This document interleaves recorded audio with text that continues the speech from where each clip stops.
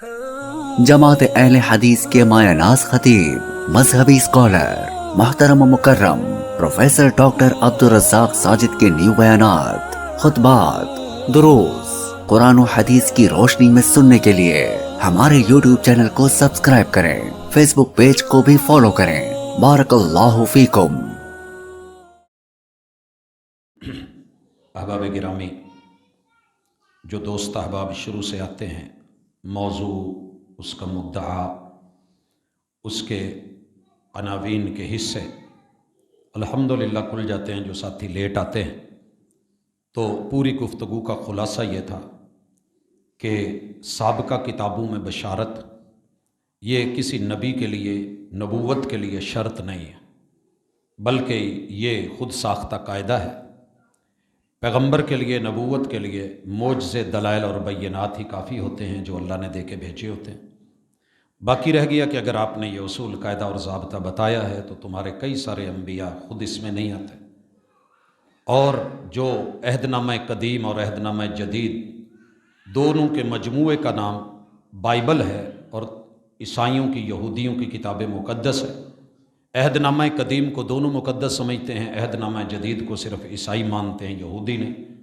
ان کتابوں کے اندر رسول اللہ صلی اللہ علیہ وسلم کی نام لے کے بشارتیں موجود ہیں، آپ کا وصف بیان کر کے کہ موسیٰ علیہ السلام کے بھائیوں میں موسیٰ جیسا، اور وہ بیان کرے گا، اللہ ان کے منہ میں کلمات ڈالیں گے، وَمَا يَنطِقُ عَنِ الْهَوَىٰ إِنْ هُوَ إِلَّا وَحْيٌ يُوحَىٰ، اور اسی طرح اللہ تعالیٰ کی اس کلام کو وہ اپنی طرف سے کچھ بیان نہیں کریں گے۔ تو یہ وصف ہے رسول اللہ صلی اللہ علیہ وسلم کا۔ آپ وحی کے بغیر نہیں بولتے تھے، جتنا اللہ بتاتے تھے اتنا کہتے تھے، پوچھنے والے پوچھتے رہ جاتے لیکن آپ جواب نہیں دیتے تھے جب تک وحی نہیں آ جاتی تھی۔ تو یہ ساری بشارتیں عہد نامہ قدیم میں، عہد نامہ جدید میں، تورات میں، انجیل میں، یہ محمد رسول صلی اللہ علیہ وسلم کے بارے میں موجود ہیں۔ آپ اس کا انکار کریں، کسی اور کے اوپر اس کا اپلائی کریں اور اس کا مصداق کسی اور کو ٹھہرائیں تو دلائل اور بینات کے ساتھ احباب کی نظر ہے اللہ تعالیٰ اپنے محبوب کے اوپر یقین کامل، ایمان کامل، محبت کامل وہ دے کر کے زندگی اسی پہ دے اور موت بھی اسی پہ دے اور ہمیں سرخرو کرے۔ ایک دو اعلانات ہیں۔ ہمارے بڑے ہی پیارے، محب اور مہربان، بہت ہی محبوب استاذ جناب محمد اکرم مدنی حفظہ اللہ تعالی، اور عابد مجید مدنی، محترم عبد الماجد صاحب ہمارے کلاس فیلو ہیں، عبد المالک صاحب ہمارے رومیٹ ہیں، ان کے یہ بڑے بھائی ہیں، اور ان کے بزرگوار جناب عبد المجید صاحب اللہ کو پیارے ہو چکے ہیں، تو تدریس کرتے ہیں جامعہ سلفیہ کے اندر۔ اللہ تعالیٰ ان کو صحت اور عافیت والی زندگی دے۔ محبت کے ساتھ ان کے لیے دعائیں بھی کیجیے گا، آمین بھی کہیے۔ اسی طرح مفتی جامعہ مولانا عبد الحنان صاحب، وہ بھی کافی علیل ہیں۔ اللہ سب کو جو ہے وہ صحت اور عافیت والی، جتنے بھی علماء ہیں، دوست احباب بیمار ہیں، اللہ صحت دے۔ اذهب الباس رب الناس واشف انت الشافی لا شفاء الا شفاءک شفاء اللہ یغادر سقما۔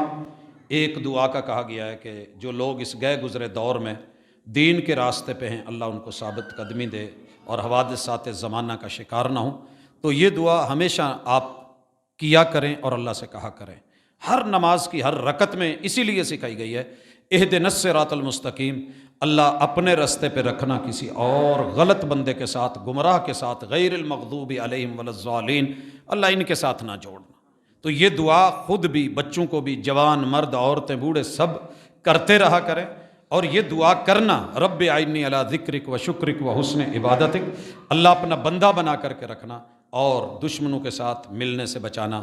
اللہ میرے وطن کی حفاظت کرے، اللہ عالم اسلام کی حفاظت کرے، غزہ و فلسطین کے مجاہدین کی اللہ مدد کرے، اور ہمیں وہ نشانیاں دکھائے پورے کفار کے اندر کہ جن لوگوں کے ظلم و ستم سے اس وقت زمین کے اوپر کوہرام بپا ہے، جو اللہ نے پہلی قوموں میں دکھائیں۔